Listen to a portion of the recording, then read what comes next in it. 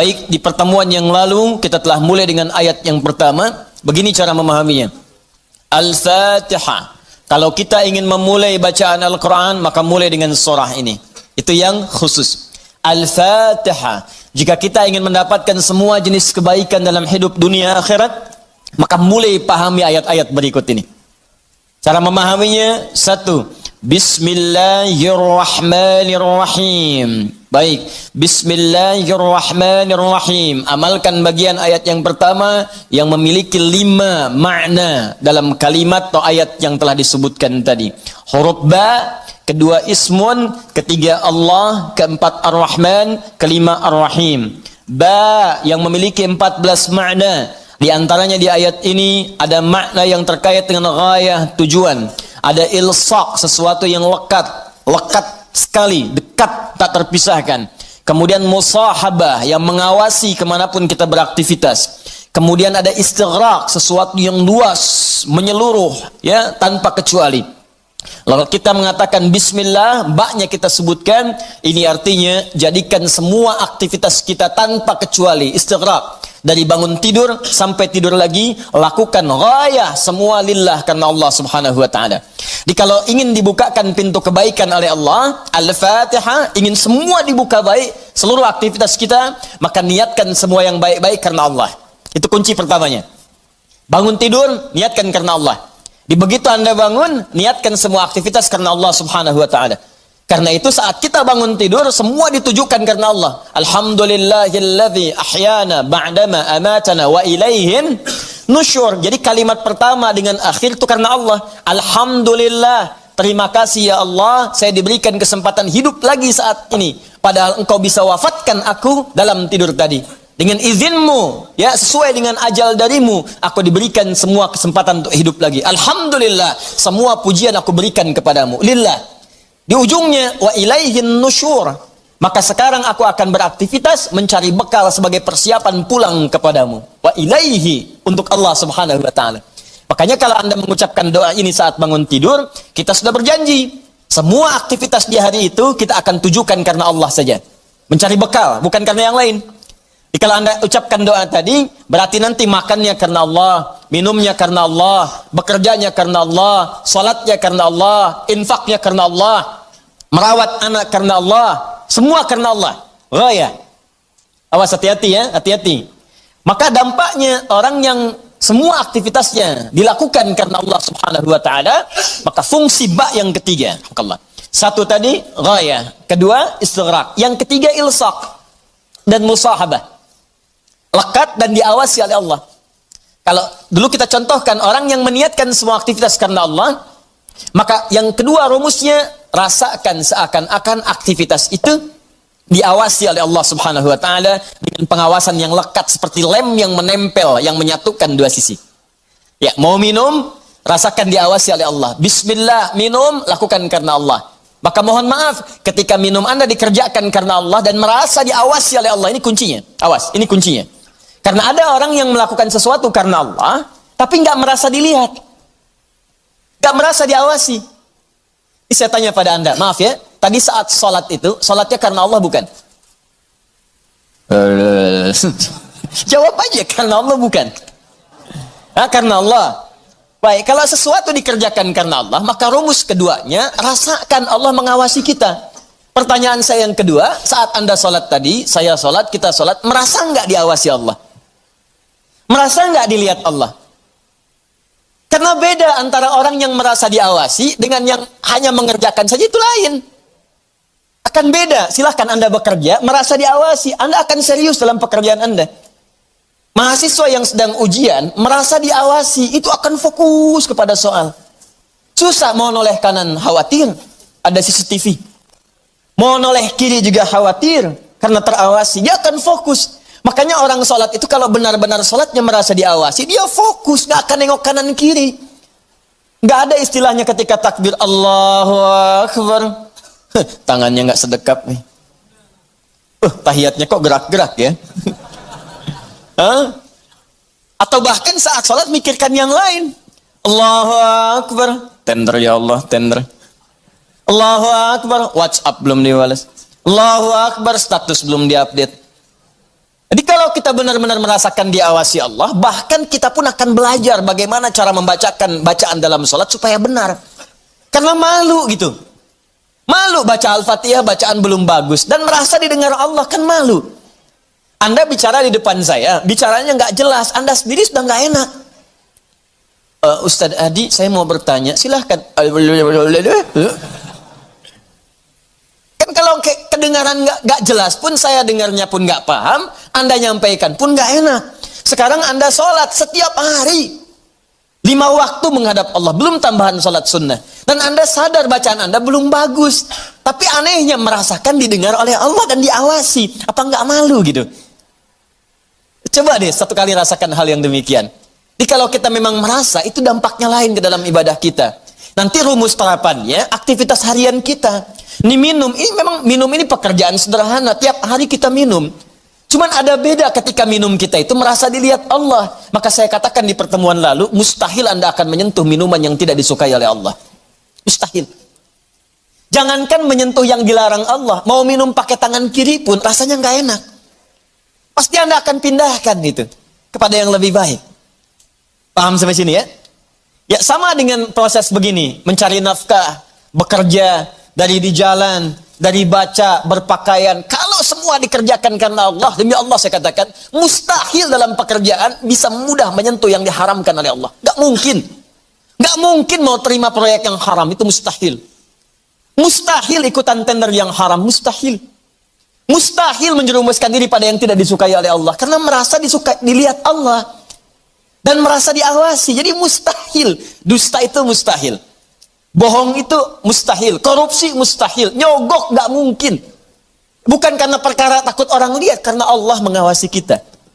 Makanya dulu, sahabat tuh ketika diajarkan seperti itu, bahkan anak-anak kecil, jangankan yang tinggal di kota, di ujung yang paling dalam di padang Sahara, yang sulit ada orang setiap waktu, yang kalau lewat cuman kambing gurun dengan unta. Anda bayangkan.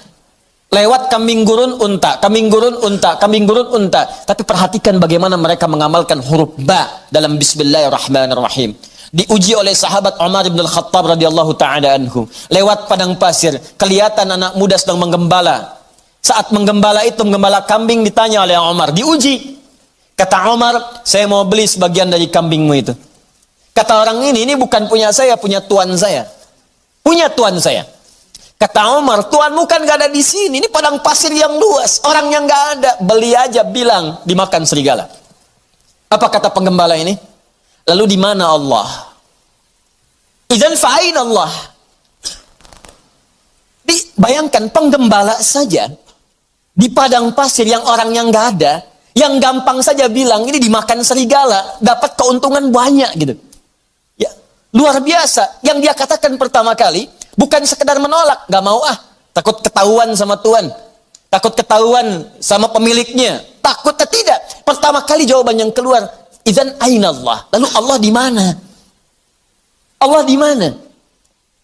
Demi Allah saya katakan hakul yakin, kalau setiap muslim merasakan dalam dirinya bahwa dia diawasi oleh Allah Subhanahu wa taala, maka lurus, damai, tenang, tentram dan baik semua urusan kehidupan.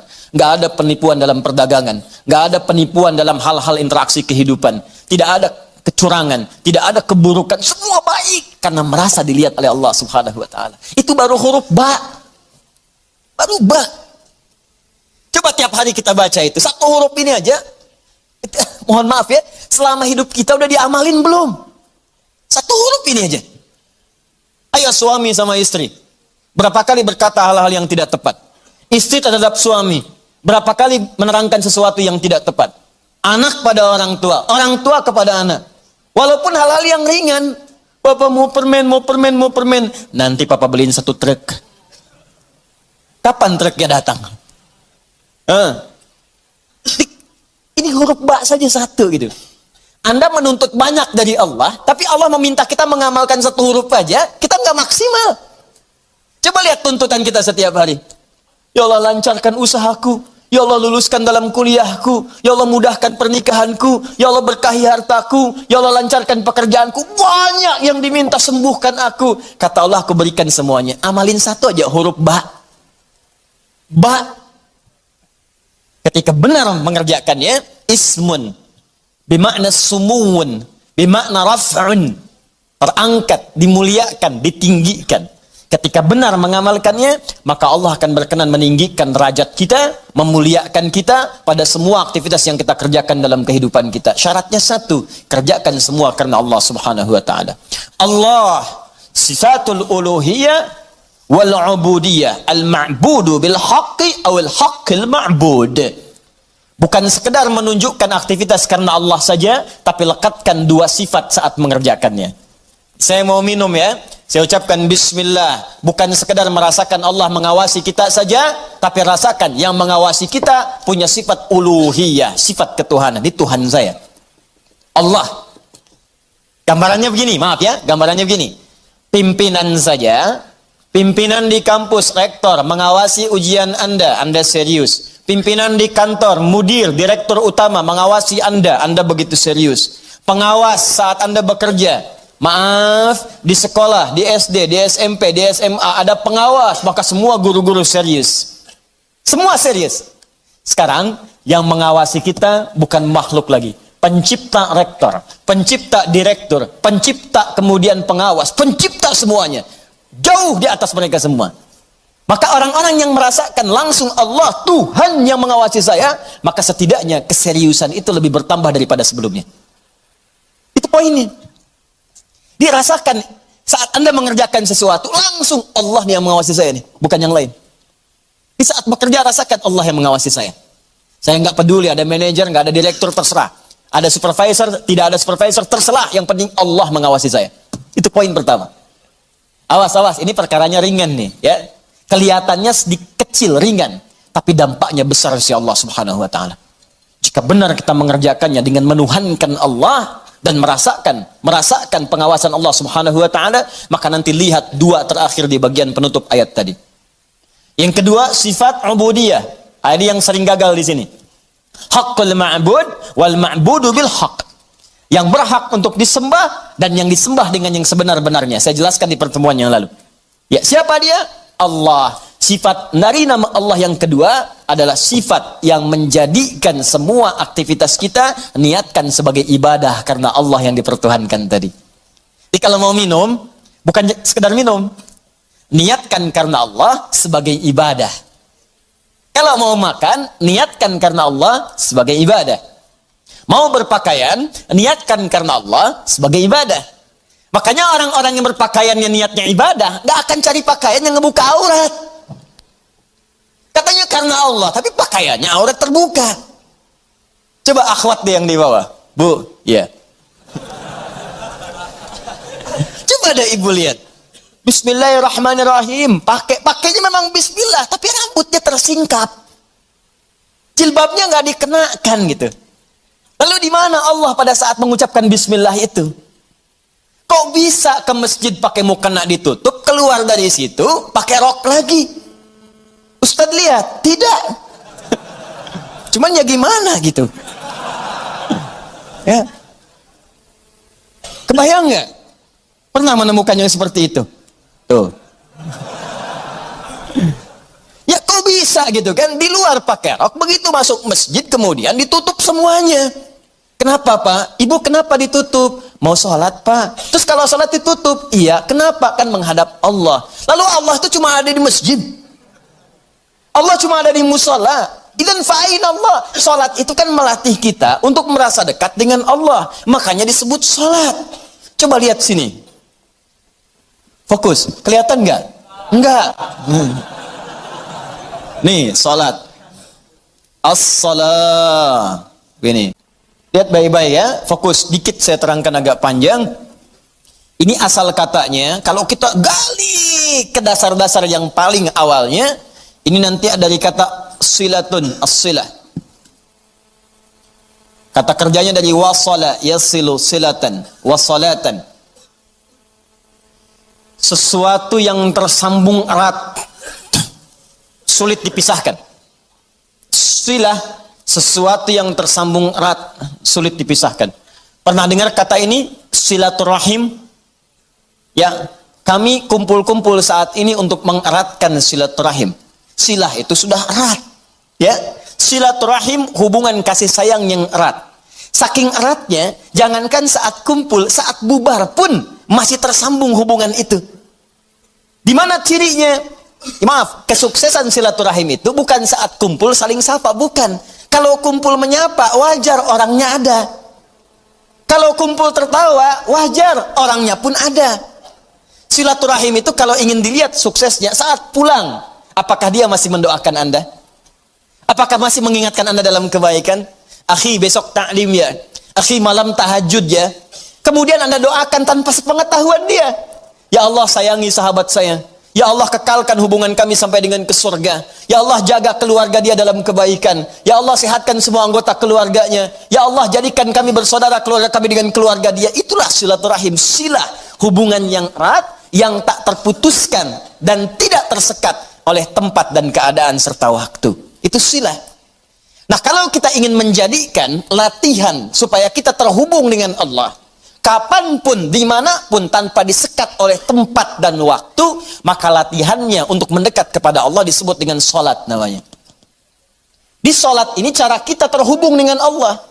Supaya saat terhubung itu, bukan cuma di masjid, nggak ada sekat tempat, dimanapun tersambung dengan Allah.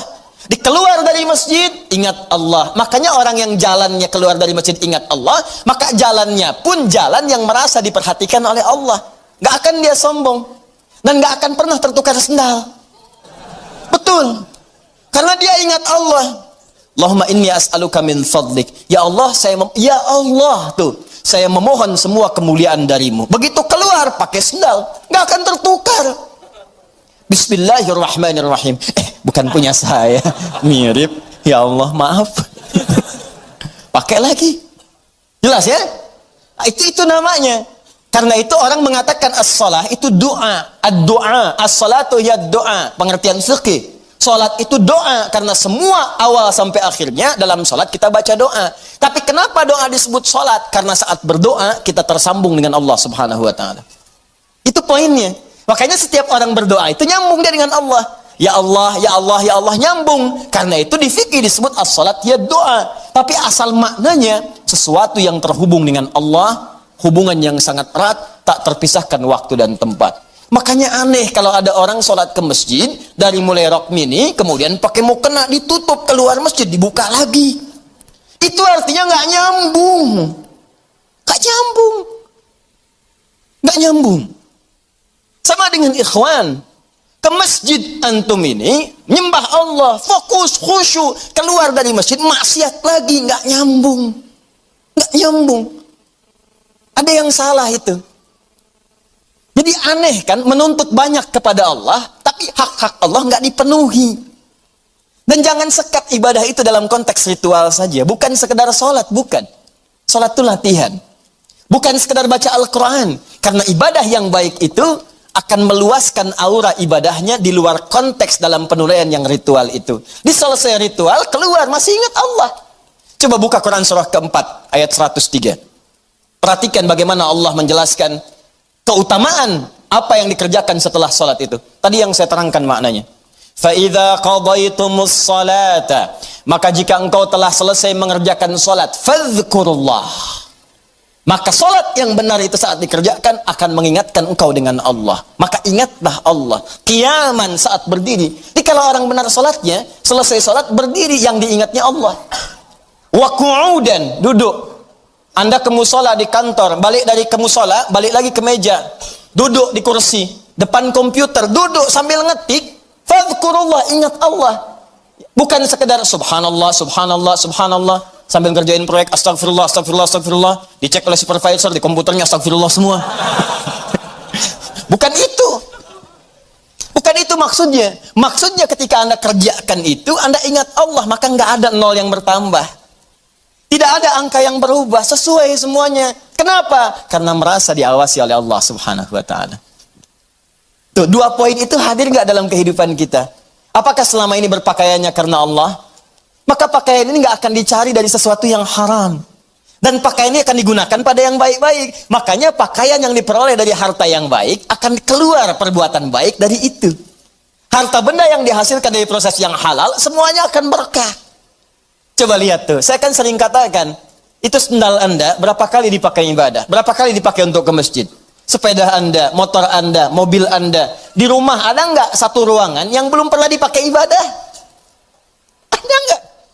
Coba cek, cari ya satu ruangan di rumah yang di situ nggak pernah dipakai ibadah. Cari. Mulai sekarang pulang pakai dulu di situ. Khawatirnya saat dihisab itu nggak ada nilainya. Cuma jadi gudang. Jadi gudang. Masya Allah. Koper ditaruh di situ. Kopernya pernah umrah tapi nggak pernah dipakai ibadah di situ. Ya.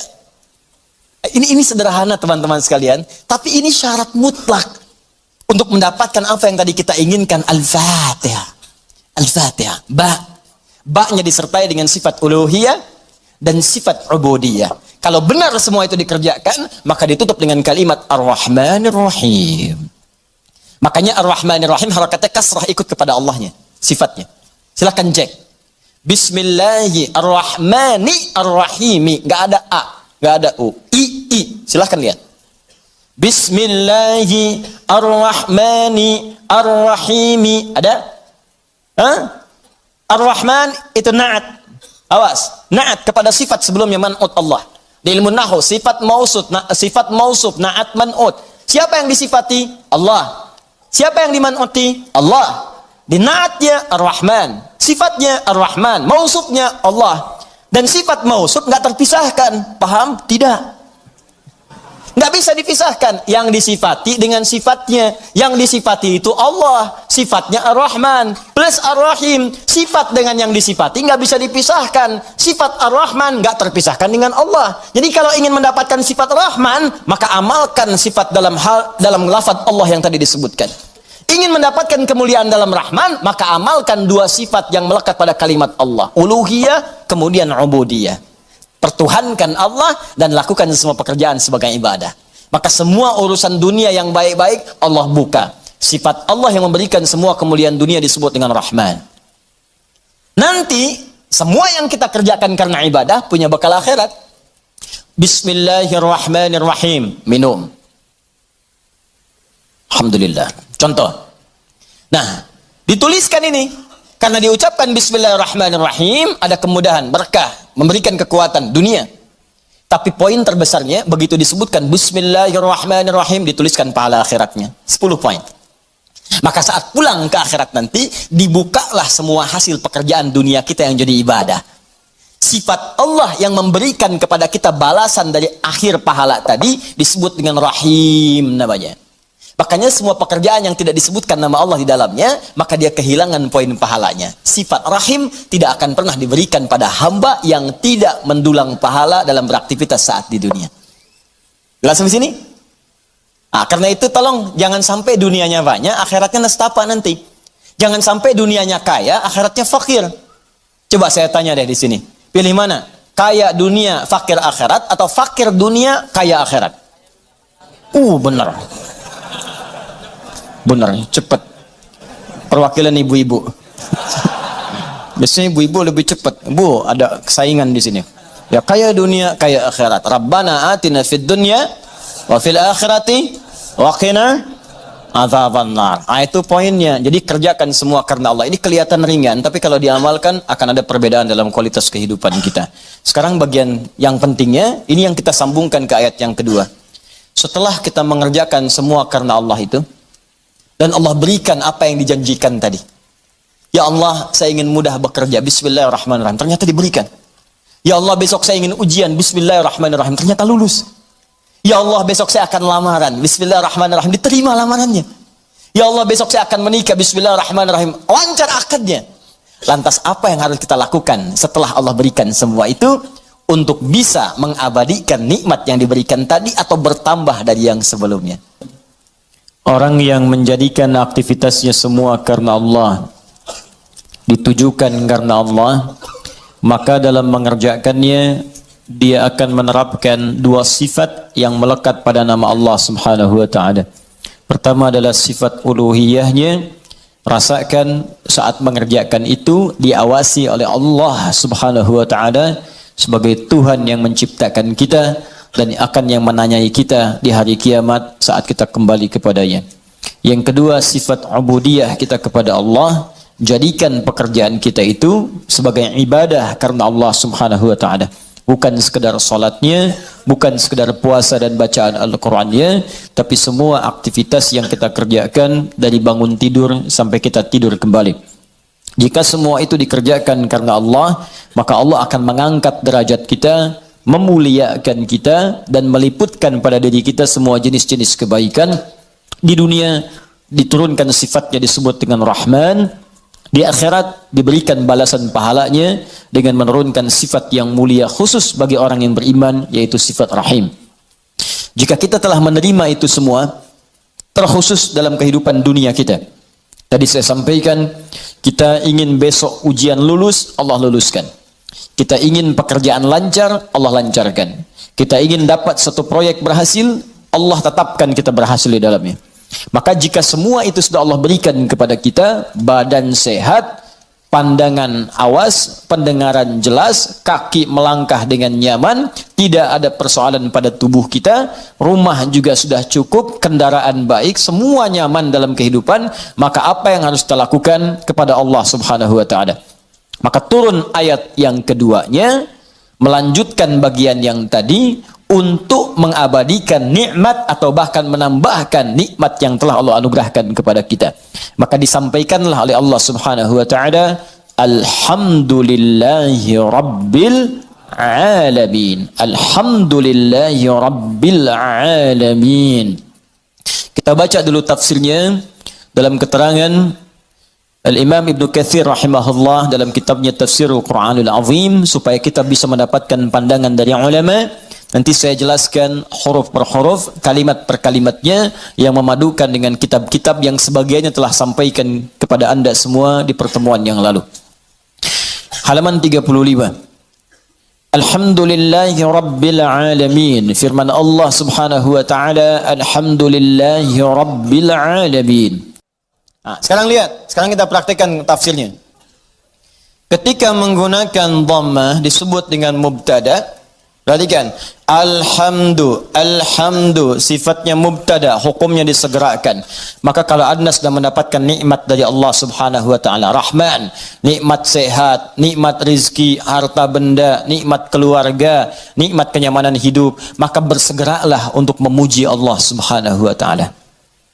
Syukur kepadanya. Maka Anda ucapkan alhamdu, sifatnya disegerakan untuk kita menjadikan sifat syukur kita kepada Allah setelah menerima nikmat. Ini hukum umum. Bukankah Anda kalau saya berikan sesuatu, Anda seketika mengucapkan ucapan? Apa ucapannya? Terima kasih. Ya, saya berikan sesuatu, Anda ucapkan pada saya apa? Terima kasih. Ya kan? Anda terima, Anda ucapkan, saya kasih, Anda terima. Begitu saya berikan, terima kasih. Ya kan? Terima kasih Ustaz. Sekarang Allah berikan pada kita, Allah berikan pada saya, Allah berikan pada Anda, Allah berikan pada kita. Nikmat, kebutuhan, rizki, segalanya. Setelah kita menerima itu, apa yang harus kita lakukan? Maka Allah ajarkan kepada kita, alhamdulillah. Cepat, segera. Jangan tunda, jangan diakhirkan. Begitu terima, syukur pada Allah, alhamdulillah. Alhamdulillah. Jelas sampai sini? Makanya kalimat alhamdulillah ini, itu dalam bacaan tafsir bisa dibaca dengan A. Bisa dibaca dengan A untuk menegaskan. Dari mana taunya Ustaz? Teruskan bacaannya. Wa ruwiya an Sufyan ibn Uyainah wa Ru'bah ibn al-Ajjaj annahuma qala alhamdulillahi bin nasbi wa huwa ala idmari fi'lin. Sufyan ibn Uyainah, kemudian juga Ru'bah bin al-Ajjaj, keduanya ahli tentunya dalam bidang qiraat. Ya, keduanya menyampaikan riwayat bacaan dengan fathah, tapi riwayat ini untuk tafsir. Ingat, bukan untuk bacaan dalam salat. Boleh dibaca dengan fathah, tapi bukan dalam salat. Ingat, dalam tafsir untuk menegaskan perintah segera bersyukur kepada Allah ketika menerima nikmat.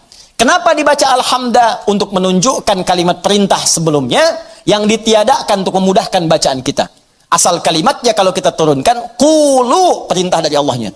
Qulu. Katakan oleh kalian semua, alhamdulillah, alhamdulillah. Cuman kalimat ini yang nggak muncul. Ya, Allah tidak menurunkan kalimat ini karena sudah dipahami oleh orang Arab. Orang Arab paham. Dari mana pahamnya? Karena menggunakan dhammah. Dhammah ini sifat segera. Jadi sifat segera itu nggak dikasih tahu pun sudah paham, harus segera bersyukur. Cuman kita ini yang bukan orang Arab kadang nggak ngerti kenapa mesti domah. Maka dijelaskan oleh dua ulama tadi, kenapa pakai dhammah? Karena asal perintah itu untuk bersyukur sifatnya perintah. Kalau mau dimunculkan dalam tafsir ada kalimat sebelumnya qulu. Kalau dapat anugerah dari Allah cepat minimal katakan, cepat syukuri. Kalau orang Arab gak perlu itu lagi. Makanya ketika Quran diturunkan dengan bahasa Arab tidak menggunakan kata qulu lagi, saking pahamnya orang Arab dengan itu. Cukup dengan kalimat alhamdulillahi rabbil alamin. Paham? Maka kalimat yang pertama, ini perintah dari Allah Subhanahu wa taala, kalau sudah mendapatkan nikmat yang tadi, nikmat diberi, nikmat sehat, nikmat rezeki, nikmat macam-macam, maka adab yang pertama dari kita terhadap Allah Subhanahu wa taala, berterima kasihlah kepada Allah Subhanahu wa taala dengan semua nikmat yang telah diberikan itu. Kalimat pertama yang kita ucapkan, segera bersyukur kepada Allah dengan kalimat alhamdulillahi rabbil alamin. Maka kalau ada sesuatu kita dapatkan, adab yang pertama, saya tulis ya, adabnya nanti ada 3. 1, ucapkan kalimat tahmid. Awas, nanti ada kaitan nih dengan penambahan nikmat. Anak lulus ujian, alhamdulillahi rabbil alamin. Ya, proyek dapat, alhamdulillahi rabbil alamin. Ya, dapat tempat pertama, alhamdulillahi rabbil alamin. Dagangan habis di luar, dagangan habis, alhamdulillahi rabbil alamin. Ya, ta'lim lancar, alhamdulillahi rabbil alamin. Dapat traktiran teman, alhamdulillahi rabbil alamin. Dapat tumpangan pulang, alhamdulillahi rabbil alamin. Alhamdulillah. Adab yang pertama. Jadi sudah adab, antum aja manusia ngasih langsung terima kasih. Masa Allah ngasih tiap hari kita ucapkan alhamdulillah. Itu adab pertama. Awas, hati-hati, nanti kalimat ini ringan diucapkan tapi dampaknya besar. Kita akan lihat nanti korelasi dengan ayat yang selanjutnya. Pelan-pelan, sebentar di sini. Paham sampai sini? Baik, jadi pertama, saya ulangi lagi. Saat kita kemudian mendapatkan semua anugerah dari Allah berupa nilai-nilai kebaikan, maka adab yang pertama, bersyukurlah kepada Allah dengan mengucapkan apa? Alhamdulillahi rabbil alamin. Baik, adab yang kedua. Fokus. Perhatikan baik-baik. Bukankah di kalimat alhamdu ini ada alif lam? Ingat ya? Ada apa?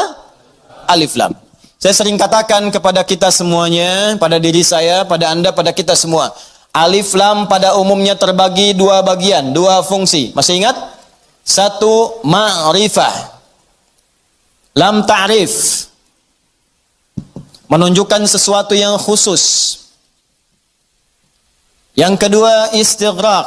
Ya, alif lam al-istighraq, menunjukkan sesuatu yang sifatnya luas, menyeluruh. Semua, segala, tanpa kecuali. Ta'rif, qalamun, spidol, pena, pulpen, qalamun, al-qalam, yang ini bukan yang lain. Sabburatun, papan tulis. As-sabburah, papan tulis yang ini khusus, bukan yang lain. Sayyaratun, mobil, banyak di luar kendaraan. As-sayyarah, pakai alif lam, yang itu bukan yang lain. Salatun, umum, salat, gimana aja, mau cepat, mau lambat, bebas. As-salat, salatnya khusus, ada aturannya, ada ketentuannya, nggak bisa sembarangan. Nah, itu baru tahu alif lam ma'rifah saja. Kalau kita bisa baca Al-Quran dengan benar, kita paham. Kenapa kalimat salat dalam Al-Quran yang bermakna ibadah, dari takbir sampai salam, semua kalimatnya pakai alif lam. Kalau nggak pakai domir di akhirnya atau idhofah, pakai alif lam. Coba kalimat salat pertama Al-Baqarah ayat 3. Alladzina yu'minuna bil ghaibi wa yuqimunas shalah. 43. Wa aqimus salata wa atuz zakah wa aqimus salah. 45. Wasta'inu bis sabri was salah. 153. Ya ayyuhalladzina amanu ista'inu bis sabri was salah. 238. Hafidhu 'alas salawati was salatil wusta. Tadi dibacakan dalam salat Isya, Quran surat 17 ayat 78. Aqimis salata liduluki syamsi ila ghasaqil laili wa qur'anal fajr. Quran surah 29 ayat ke-45. Utlu ma uhiya ilaika minal kitab wa aqimis salat. Selalu pakai alif lam yang bermakna salat, ibadah. Kenapa menggunakan alif lam? Ingin memberi pesan kepada kita, kalau salat jangan sembarangan. Jangan semaunya. Asal salat. Amin. Masya Allah. Zuhur 2 menit. Bayangin. Paling nampak saat tarawih lah. Yang 11 rakaat 1 jam. Yang 23 ada yang 7 menit. Kok cepet amat sih, amat aja nggak cepet-cepet. Lancar tiap tahun diulang-ulang, masa belum lancar juga? Lancar sih iya, tapi kan Nabi juga nggak begitu, John. Ada aturannya, ada tumakninahnya, kan? Ada ketenangannya. Kamu nggak tumaninah? Enggak, tumaninah sedang sholat sendiri tuh, paling belakang perempuan. Bukan itu. Tenang, bacaan nyaman, fasihnya. Kan ada harakatnya, ada tajwidnya, ada sifatnya, ada makhrajnya. Ada ketenangannya, ada doanya. Itu aturan, makanya pakai alif lam. Ya, itu ma'rifah. Istighraq menunjuk pada yang luas tanpa ada kecualinya. Semua dicakup. Dan semua yang terdapat, tidak ada satu pun tersisa untuk yang lain. Semua tercakup. Nah, dua-duanya ini kita bisa terapkan dalam hukum kalimat alhamdu. Yang pertama, alhamdu. Kalau Anda ingin mengucapkan terima kasih, syukur kepada Allah Subhanahu wa taala, maka khususkan semua syukur itu hanya milik Allah saja. Jangan mengambil bagian darinya. Ini kalau sudah merasakan semua karena Allah, ini kan yang ngasih Anda selamat Allah. Yang ngasih anak Anda lulus bisa hafal Quran itu Allah. Yang bisa menjadikan Anda sukses dalam pekerjaan Allah. Kalau nggak berkehendak nggak bisa. Anda kerja sampai bertahun-tahun, sampai banting tulang, banting kepala, banting kaki, banting apapun. Semua dibanting. Kalau Allah nggak berkehendak nggak akan jadi. Dan kita sadar karena Allah. Maka dari itu ketika kita mendapatkan adab pertamanya, bersyukur terima kasih pada Allah. Khususkan pada Allah. Jangan ngambil bagian dari situ. Karena kita meyakini apa yang kita dapatkan semua sumbernya dari Allah. Paham? Nah, makanya jangan melibatkan diri kita. Ini adab keduanya. Jangan melibatkan diri kita saat kita ingin bersyukur dan mengucapkan terima kasih kepada Allah atas nikmat yang diterima. Contoh, Bu, ya. Ya karena ibu kan nggak langsung di sini, ibu ada di bawah. Dan bisa teman-teman yang bergabung, ini kami khusus ruang atas untuk ikhwan, laki-laki. Ya, jangan ada yang pakai cadar di sini, ingat. Awas, begitu dibuka kumisan, tidak. Ini untuk ikhwan. Ya, bawah akhwat, ada bagian khusus. Coba deh, ibu atau antum, ikhwan ya, sering kemudian mengantar anak, ujiannya bagus, hafal Al-Quran, bagus. Pernah sering ada yang berucap begini, Masya Allah, ukhti, luar biasa ya anaknya bisa hafal Quran. Ya Allah akhi, Masya Allah luar biasa, nilai antum sempurna. Akhi, Masya Allah pekerjaan antum luar biasa bagus, beda dengan yang lain-lain sebelumnya. Pernah ada orang kadang memuji seperti itu? Nah, saat muncul kalimat itu sadari, ini titipan dari Allah. Barangkali ada yang belum kita syukuri. Kita belum sempat terima kasih nih sama Allah nih. Atau diuji, sadar nggak bahwa itu tuh pemberian Allah. Kalau Allah berkehendak, bukan anak kita yang hafal, anak orang lain. Cuma dititipkan pada anak kita untuk menguji apakah kita ini mampu nggak bersyukur kepada Allah. Mampu nggak menyerahkan urusan kita kepada Allah. Sadar nggak bahwa Allah yang kasih. Makanya orang tua yang baik ketika mendapati anaknya hafal Al-Quran misal, juara pertama di sekolahnya, dipuji oleh orang lain, gurunya bahkan mengatakan, ibu Masya Allah anaknya luar biasa, pintar, cepat pahamnya. Alhamdulillahirrabbilalamin. Ini semua karena Allah Subhanahu wa ta'ala. Adab pertama. Tapi kalau sudah mengucapkan itu, hukum alif lam ma'rifah berlaku. Khususkan hanya pada Allah. Kita jangan ngambil bagian dari situ. Kalau ngambil bagiannya, maka berkurang sifat pujiannya. Ibu Masya Allah anaknya luar biasa bu, cepat pahamnya. Hafalan Qurannya sempurna. Yang lain 2 tahun, dia 2 bulan dah hafal. Masya Allah. Alhamdulillahirrabbilalamin. Semua karena Allah Subhanahu wa ta'ala. Ya memang saya juga tiap hari sih ngasih. Saya dampingi, terus malam didoain, cek tahajud, sujud. Kalau cek mau bisa begitu, habis tuh. Jelas ya? Jadi jangan ambil bagian dari situ. Jadi kalau sudah al pakai alif lam, nggak ada walaupun, meskipun, walau demikian itu hilang. Ya, ada ikhwan misalnya kadar Allah sakit di rumah sakit. Hari pertama udah lebih baik, ditanya sering lupa nih kalimat begini. Gimana akhi? Alhamdulillah lebih baik. Ya walaupun udah nggak usah. Ya walaupun sedikit lagi, udah nggak usah pakai walaupun, meskipun, walaupun, walau demikian, itu udah hilang. Karena udah ada alif lam. Jelas ya? Udah ada alif lam. Ini tuh kayak sederhana beneran deh. Beneran saya serius. Ya ba satu huruf, cuman maknanya dalam. Alif lam. Ya alif lam cuman al dibacanya. Tiap hari al itu banyak, tapi yang ini tuh beda dengan yang lain. Anda boleh gunakan al pada yang lain, tapi al melekat pada alhamdulillah beda. Lain dengan al pukat, lain dengan al kalin, lain dengan al yang lainnya, beda. Jadi al di sini khusus, ketika disebutkan al di sini, lekatkan semuanya karena Allah. Gak usah campuri pakai yang lain-lain. Makanya setan itu sering menggerakkan di hati kita pada sisi nafsu, supaya itu dikurangi, jadi nilai pahalanya berkurang. Bukan cuma nilai pahala, nanti saya sebutkan kalimat yang lainnya. Begitu nanti yang ini sempurna, turun nanti pernyataan dari Allah Subhanahu wa taala. Begitu benar, akan datang lagi yang lebih besar dibanding yang sebelumnya. Datang, meningkat lagi, meningkat lagi, meningkat lagi. Ini yang paling dahsyat. Tapi hukum yang kedua ini mesti berlaku. Jadi begitu ada pujian, ada apapun, ucapkan apa? Alhamdulillahi rabbil alamin. Tutup bagian diri kita yang ingin maju ke depan. Sudah. Tapi kenapa tapi Pak? Tapi semua ini dari Allah. Tidak ada peran saya sedikit pun di sini. Jelas sampai sini? Taib. Dan al berlaku yang kedua yaitu istighraq pada semua jenis kenikmatan yang kita raih. Ya, awas hati-hati, jangan cuma di satu sisi saja. Awas hati-hati, hati-hati, hati-hati, hati-hati. Lupa kita itu. Dapat yang terasa materi, alhamdulillah. Iya. Alhamdulillah. Dapat proyek, dapat promosi, alhamdulillah. Keturunan, alhamdulillah. Alhamdulillah. Tapi lupa. Bukankah mata ini kadang dirawat oleh Allah untuk tidak sakit? Berapa kali bersyukur dengan nikmat mata ini? Berapa kali bersyukur dengan nikmat telinga yang jelas terdengar? Berapa kali bersyukur dengan nikmat kaki yang bisa melangkah? Anda berharap-harap hebat dapat proyek segala rupa, diuji oleh Allah, sakit kaki aja, nggak bisa berangkat kerja, hilang tuh. Jutaan, ratusan ribu, sekian, sakit, hilang. Cuman kaki aja satu. Kena duri aja. Ya, tak, dah. Telinga nggak berfungsi sedikit, pusing, capek. Mata, kena gangguan. Proyek nggak bisa kelihatan, susah. Berapa kali kita bersyukur dengan semua nikmat ini?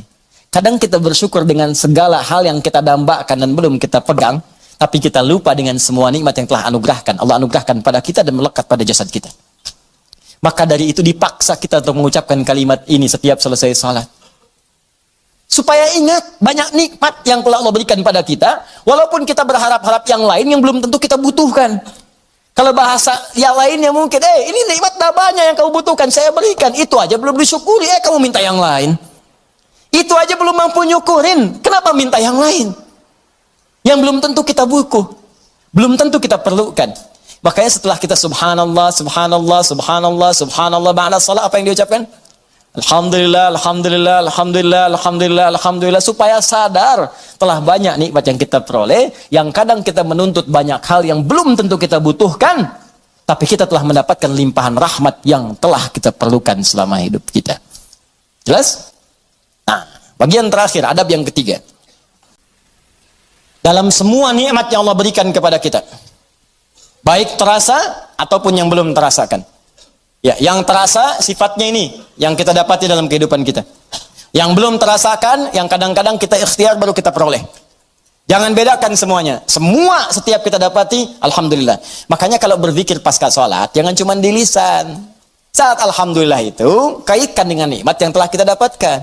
Dia begitu mengucapkan alhamdulillah, alhamdulillah, alhamdulillah. Bayangkan mata sehat, telinga sehat, kaki sehat, hati sehat, pikiran sehat, bening semuanya. Ya, anak sehat, semua sehat, istri sehat, suami sehat. Alhamdulillah, alhamdulillah. Makanya bersyukurnya nikmat. Alhamdulillah. Tapi nggak ada yang nyampe ke hati gitu. Nggak ada yang nyampe. Coba deh ucapkan pelan-pelan. Alhamdulillah, alhamdulillah, alhamdulillah. Rasakan. Ini itu tenang ke hatinya itu. Enak gitu. Zikir yang terasa itu nikmat ke hatinya. Dan ada ketenangan dalam jiwa kita, ada getaran. Ada getaran tersendiri. Enak rasanya itu, ada sentuhan ke hati kita. Ya, sentuhlah ia tepat di hatimu, maka ia akan jadi milikmu untuk selamanya. Ya, sentuh. Maka bacakan zikirmu dengan bahasa hatimu sehingga terjadi koneksi antara hati dengan lisanmu. Catat dul, mana dul? Bacakan. Alhamdulillah, alhamdulillah, alhamdulillah. Tenang. Ala bidzikrillahi tatma'innul. Yakinlah kalau zikirmu benar kepada Allah, hatimu akan tenang. Ala itu harful ikhbar wa taukid, menyampaikan sekaligus menekankan. Jadi kalau zikirnya hati belum tenang, berarti ada yang nggak benar zikirnya, ada yang belum tepat. Paham ya? Nah, itu dhammah banyak terkumpul. Banyak. Semua segala hanya milik Allah. Ya semua punya Allah itu banyak. Jadi semua aktivitas kita yang kita dapatkan nikmatnya itu semua punya Allah. Banyak punya Allah, nggak berkurang. Banyak. Banyak, banyak, banyak. Nah, yang terakhir, ingat baik-baik, kalimat alhamdulillah itu mengandung makna syukur. Syukur. Ya, kalau manusia berterima kasih, kalau kepada Allah kita bersyukur. Baik. Apa artinya syukur? Ya, syukur itu kalau mau dicatat boleh, kalau mau didengar, dihafalkan atau disimak kembali pun tidak ada masalah, yang penting paham. Paham maksudnya. Syukur itu ungkapan rasa terima kasih, ungkapan rasa terima kasih dan bahagia, ungkapan rasa terima kasih dan bahagia atas nikmat yang diperoleh,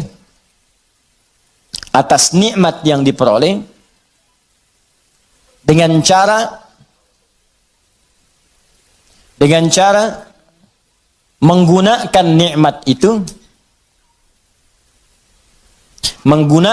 nikmat itu sesuai dengan ketentuan yang telah Allah tetapkan. Sesuai dengan ketentuan yang telah Allah tetapkan.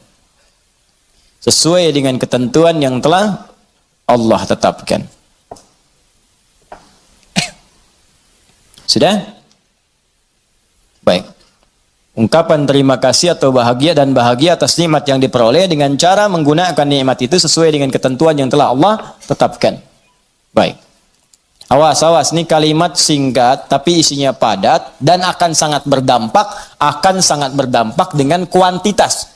Ya, peningkatan nikmat setelahnya yang akan kita peroleh dari Allah Subhanahu wa taala. Kalau syukurnya benar, maka nanti limpahan nikmat berikutnya akan semakin bertambah. Perhatikan baik-baik. Awas, ini bagian ketiga ini yang sering gagal. Di syukur ini, adab pertamanya alhamdulillah, betul. Ya, begitu menerima, alhamdulillah. Alhamdulillah, alhamdulillah.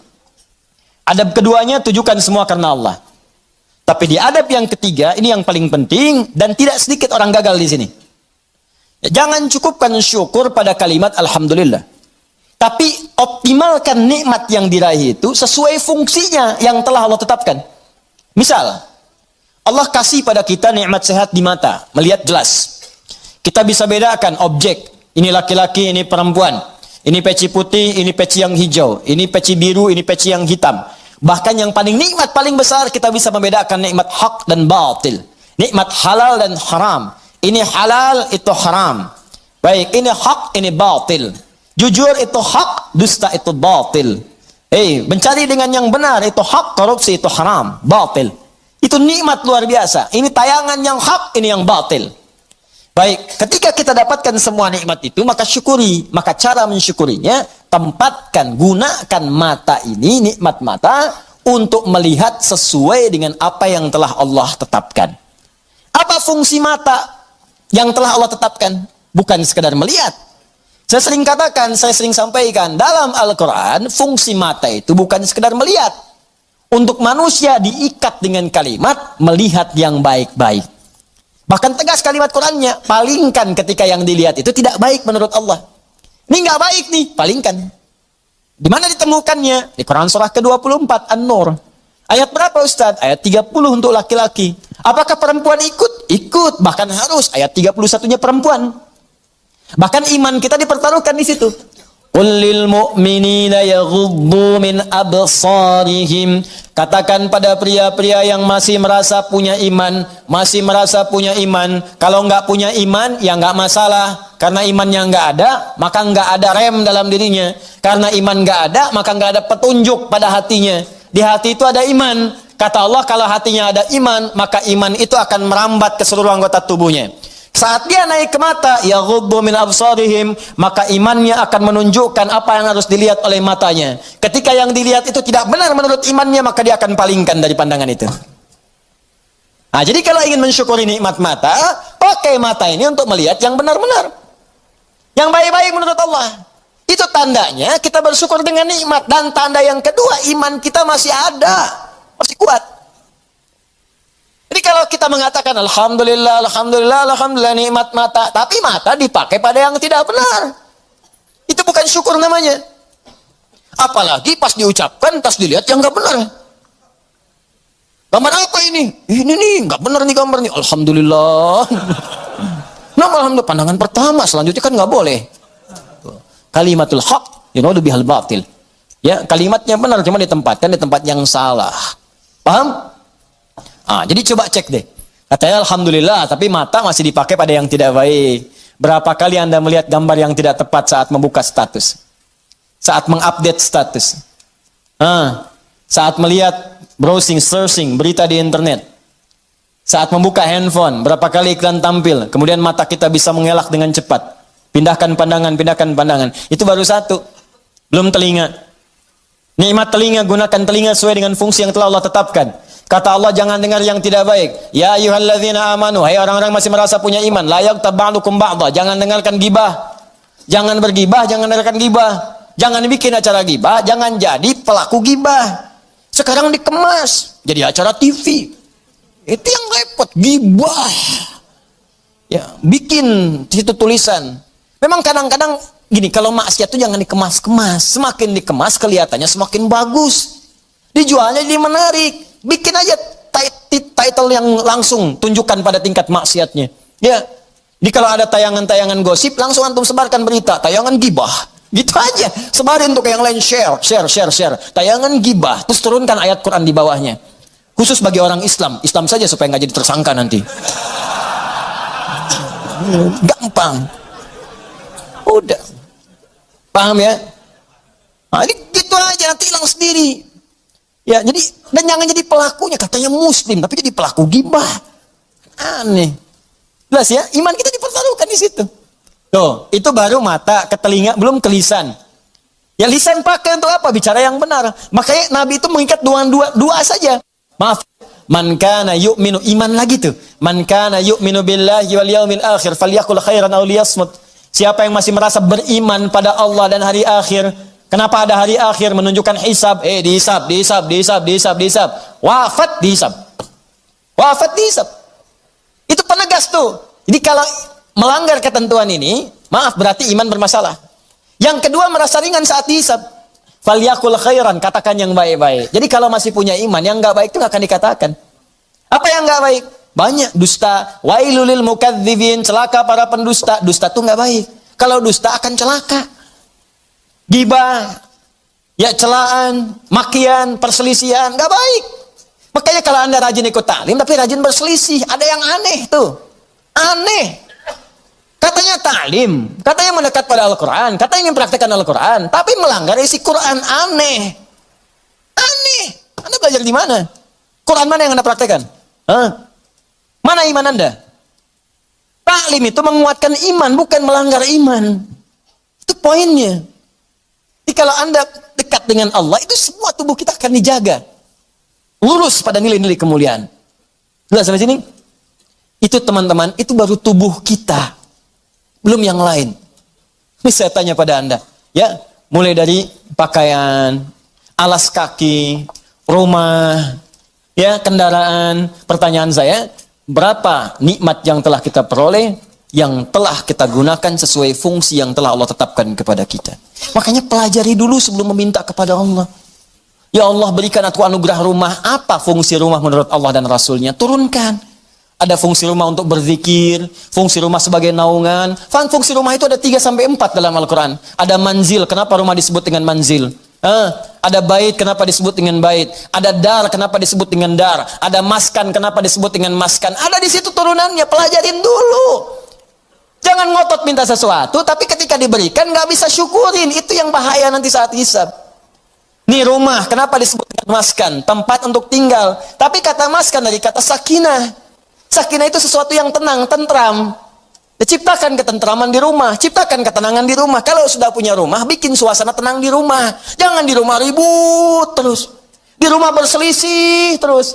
Kalau Anda di rumah tiap hari ribut, artinya kurang syukur Anda kepada Allah. Orang yang nggak punya rumah, belum dapat amanah rumah, masih ngontrak, ada yang numpang tinggal, dia hidupnya tenang. Masa Anda yang dikasih nggak tenang? Padahal tempatnya disebut maskan, tempat untuk tenang. Ustadz, kenapa saya nggak tenang? Karena Anda nggak belajar turunan dari maskan. Maskan itu sifatnya sakinah. Sakinah itu dibawa ke rumah tangga. Ayatnya Quran 30, surah 30 ayat 21. Pelajari ayatnya. Di situ ada sakinah. Sakinah dapat, mawadah turun. Mawadah turun, rahmat dapat. Di situ disingkat sakinah, mawadah, rahmah. Disingkat jadi samara. Dibawa ke dapur jadi sambara. Itu. Ini kan pernikahan seperti sayembara, tebak-tebakan. Anda mendapatkan samara, tapi Anda tidak menggali hikmahnya. Bagaimana bisa meraihnya? Anda mendapatkan pengen sakinah, tempatnya maskan yang punya Allah, tapi Anda sendiri jauh dari Allah. Bagaimana bisa mendapatinya? Makanya fungsi rumah yang kedua disebut bait. Bait itu dari bata yabitu, baitan, tempat menetap. Tapi bukan sekedar menetap.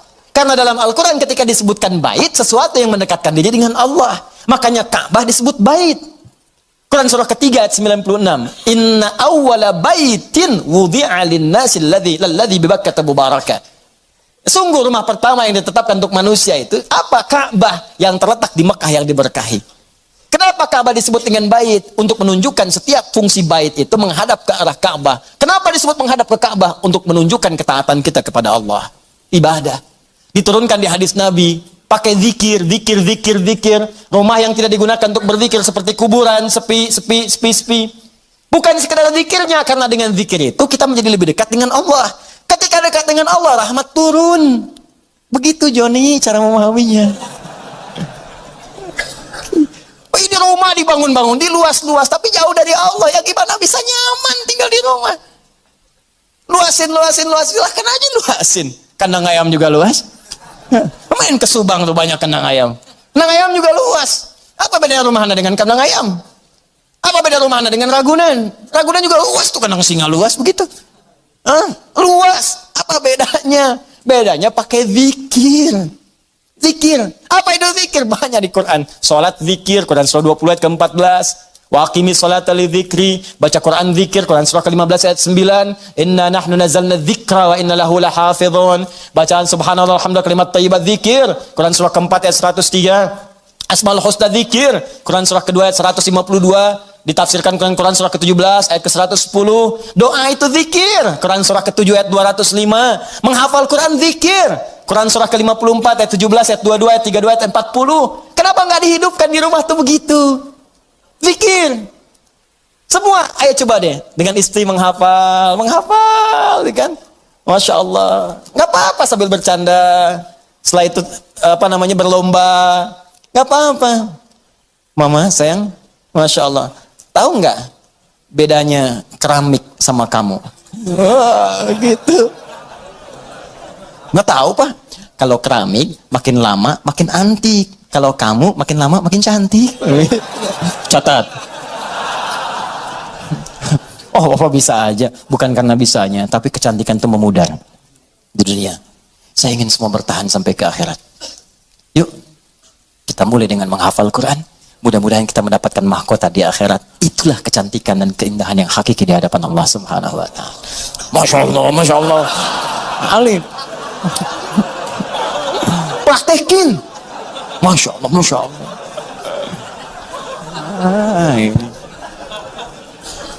Paham?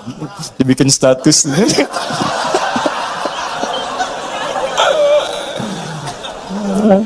Aduh.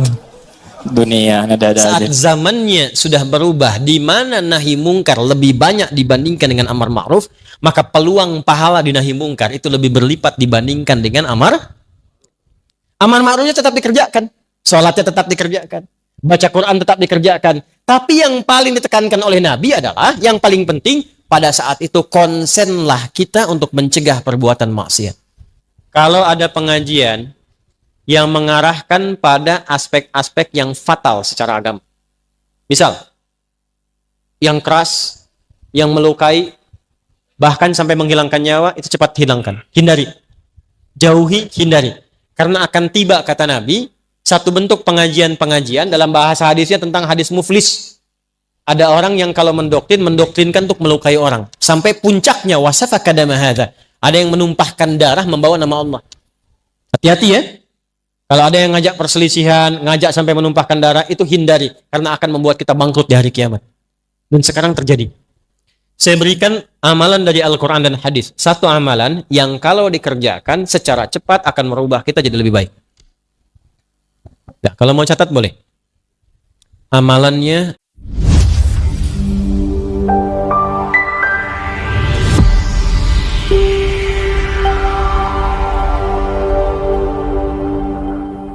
nanti satu masa, kata Nabi, akan muncul di antara orang-orang yang mengaku umatku, keadaannya tercerai-berai. Sampai-sampai saking tercerai-berainya dipecah-pecah seperti hewan-hewan kayak semut atau hewan-hewan melata itu memperebutkan makanan. Kan kalau diperebutkan itu jadi terpotong-potong kan? Lihat komen pertama sahabat. Qala qailun minna, berkata satu di antara kami mengklarifikasi, ya Rasulullah, amin qillatin bina yauma idzin, ya Rasulullah, apakah pada waktu itu jumlah kita sedikit sehingga kok saling terpecah begitu? Apa kata Nabi? Bal antum yauma idzin katsir. Justru kalian itu pada waktu itu umat Islamnya itu lebih banyak dibandingkan dengan sekarang. Coba sensus. Zaman Nabi selesai tugas kurang lebih ada 12.000 sahabat. Sekarang di Indonesia saja umat Islam paling besar di dunia. Kalau 300 juta, misal 90%-nya Muslim itu udah 270 juta. Jauh bedanya. Di Pakistan berapa? India berapa? Di Eropa sekarang bertambah. Di Amerika bertambah. Jumlahnya makin banyak. Walakinnakum gutha'un ka gutha'is sail. Tapi kalian itu terpecah-pecah, punya orientasi hidup sendiri. Nggak kenal dengan kawan. Nggak saling mengisi lagi. Dan yang paling celaka, nggak ingat akhirat. Tunza'ul mahabbatu min qulubi aduwikum wa yuj'alu fi qulubikumul wahn. Pada masa itulah kemudian, maaf, orang-orang itu sudah tidak ada sungkan lagi dengan orang Islam. Paling-paling sedikit reaksi selesai. Umat Islam paling-paling begini selesai. Siapa tuh tokohnya? Udah aja, kasih mobil A, selesai. Siapa di sana? Udah kasih pekerjaan begini, proyek, selesai. Wa yuj'alu fi qulubikumul wahn. Dan banyaknya umat Islam, maaf, jumlahnya makin banyak, terpecah-pecah, yang bahaya, tertanamlah pada diri sebagian muslim itu penyakit wahan. Ini inti materi kita yang akan kita bahas pada malam hari ini. Wa mal wahnu ya Rasulullah? Apa itu wahan yang mencelakakan ya Rasulullah? Wahan itu nanti bahayanya, di dunianya seakan sejahtera, padahal dia sedang terancam dalam kehidupan akhiratnya saat pulang. Apa itu? Hubbud dunya wa karahiyatul maut. Hubbud dunya wa karahiyatul maut. Tertanamlah pada diri sebagian orang Islam itu sifat mencintai dunia yang terlampau kuat, sehingga tidak siap untuk pulang ke akhirat. Pelan-pelan ya. Sikap mencintai dunia yang kuat sehingga tidak memiliki kesiapan bekal yang cukup untuk pulang ke akhirat. Nih, gampangnya contohnya begini. Contoh. Maaf ya. Kalau sholat itu untuk dunia apa akhirat? Dunianya ada, tapi bekal utamanya untuk akhirat. Sholat itu ibadah ritual, berkahnya untuk dunia. Di antara berkahnya misal, tanha anil fahsya'i wal munkar. Orang sholat pasti merubah dirinya jadi lebih baik. Yang kedua, orang sholat akan lebih tenang hatinya. Itu berkahnya. Tapi manfaat sholat yang paling hakiki itu adalah persiapan bekal untuk pulang. Itu yang saat kita selesai sholat dituliskan pahalanya. Baru niat dituliskan pahalanya. 10 kebaikan, 27 derajat. Itu yang dimaksud 10, 27 itu apa? Itu bekal untuk pulang. Karena yang antum pakai sekarang, bajunya, pecinya, mukena ibu-ibu yang sekarang pakai, itu semua nggak dibawa ke akhirat. Ke alam kubur aja nggak dipakai. Selesai semua dunia. Yang dibawa pulang hasil dari sholatnya. Itu yang disebut pahala oleh kita. Nah cuman nanti kata Nabi, ada satu masa, orang nggak ingat pulang. Jadi yang dicari dunia semua. Contoh gampangnya begini. Anda pilih mana kalau sedang ada Jumatan, Anda ditawari pekerjaan, gajinya 100 juta per bulan, tapi harus meninggalkan Jumat. Pilih mana? 100 juta tidak Jumatan atau 100.000 Jumatan? Masa? Sekarang ada kok orang jadi kasir di toko aja ninggalin Jumatan? Coba lihat. Kejadian nggak sekarang? Kayak yang pengusaha-pengusaha tuh, yang sedang tanda tangan proyek. Saya tanya tuh, ada proyek nilainya 150 miliar, ditanda tangan pas waktu Jumat. Saya tanya, kejar proyek atau akhirat? Huh? Ini masalah kita. Kan tadi sudah kita sadar, dunia itu sudah terukur. Semua sudah diatur. Kita Jumatan pun gak kehilangan rezeki kita. Sudah teratur. Yang belum jelas itu adalah bekal kita untuk pulangnya. Maka dari itulah kita mesti belajar penting saat ini, apa yang harus dilakukan saat masa-masa itu tiba. Ya, nanti lebih dahsyat lagi saya tunjukkan hadis nabinya. Au kama qala Rasulullah sallallahu alaihi wasallam, sayati alaikum zamanun, akan tiba satu masa. Satu, lihat baik-baik. Taqarubus sa'ah atau taqarubuz zaman. Waktu semakin cepat diakses. Setahun kayak sebulan, sebulan kayak sepekan, sepekan kayak sehari, sehari kayak sekilatan. Terasa nggak sekarang? Kayaknya baru kemarin saya ke sini, ternyata sudah hampir 11 tahun. Kayaknya baru kemarin. Ya. Yang kedua, saat waktu itu tiba, taqarubul aswaq, pasar bisnis mudah diakses. Dulu Anda ke pasar, pakai angkot, pakai ojek, datang ke situ belanja, lalu pulang. Sekarang klik handphone, datang barang. Kejadian nggak? Tapi saat masa itu tiba, kata Nabi, perhatikan, yantashirul kadhib tantashirul fitan. Fitnahnya makin banyak, manipulasinya makin banyak, maksiatnya makin banyak. Akan ditemukan banyak hoax. Anda sulit membedakan mana yang benar, mana yang salah. Anda akan banyak menemukan bahkan yang maksiat muncul tanpa bisa kita sekat dan kita duga. Maaf, sekarang maksiat yang dulu jauh tak terlihat, sekarang masuk ke saku masing-masing. Coba handphone yang sering diakses itu. Berapa gambar-gambar tak senonoh ada di situ? Berapa tayangan-tayangan yang tidak layak untuk dipandang ada di situ? Ya, berapa yang sekarang online yang dilanggar di situ? Judi online, pinjaman online, serba online tapi maksiatnya ada di situ.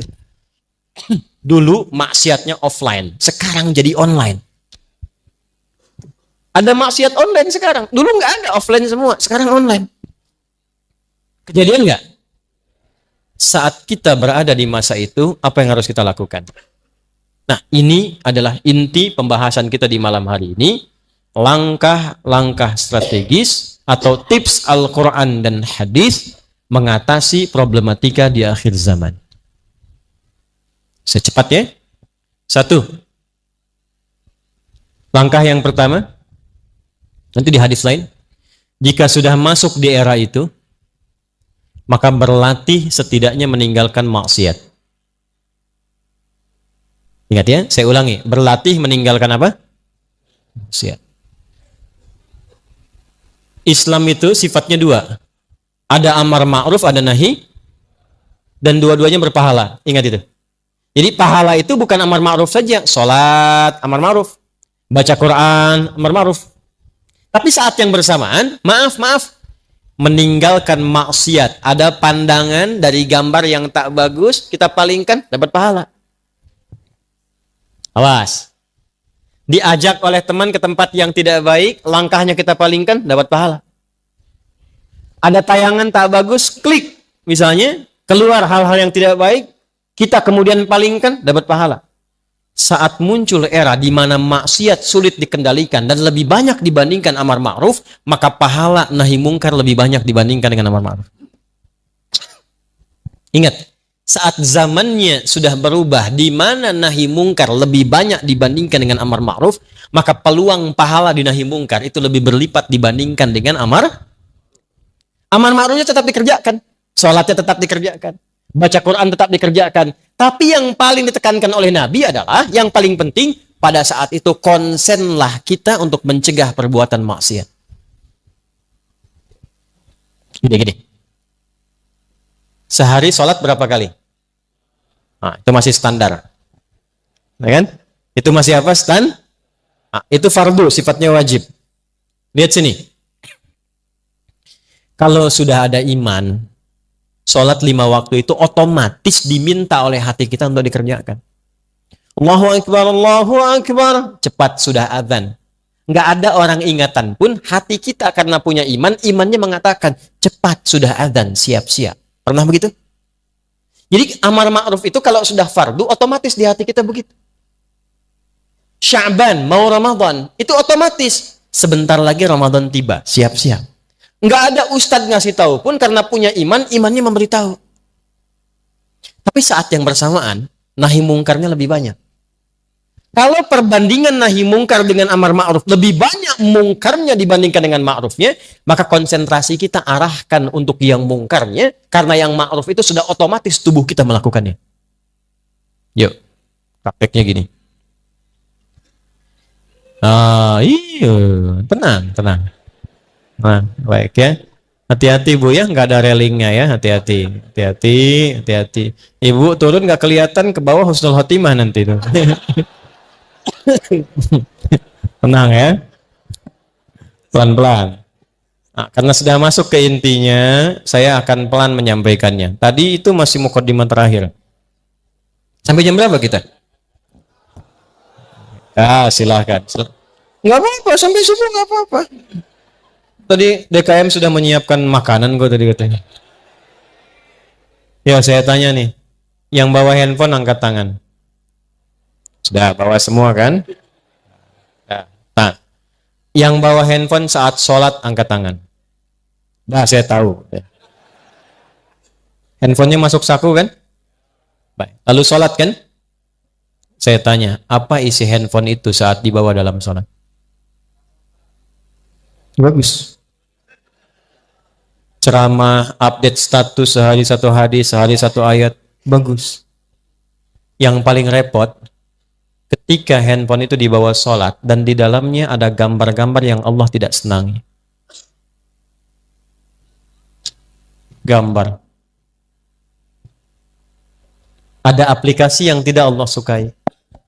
Ada video-video yang baru terbuka yang tidak Allah senangi. Kok bisa bawa kotoran, dimasukkan ke dalam sakunya, dipakai lewat sholat dan mengatakan Allahu Akbar? Apa nggak malu sama Allah? Satu. Dua, nggak bawa handphone.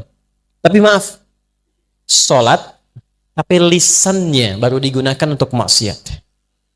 Ada yang sebelum sholat, maaf, sempat mencaci, sempat mencela, sempat bikin keburukan. Lalu dengan begitu tenangnya dibawa itu semua dalam sholat.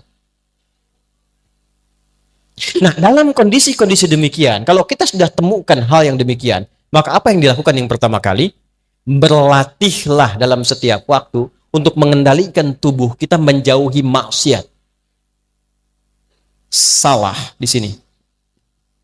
Lawannya soleh. Lihat rumusnya. Kalau salah ditekan, soleh pasti naik.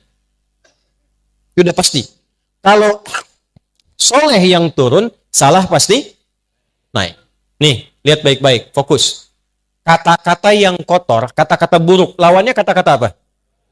Kalau yang buruk kita selalu tekan, pasti yang keluar yang baik, karena tidak ada yang buruk lagi. Jadi otomatis kalau kita mencegah yang mungkar, amar ma'rufnya akan makin banyak.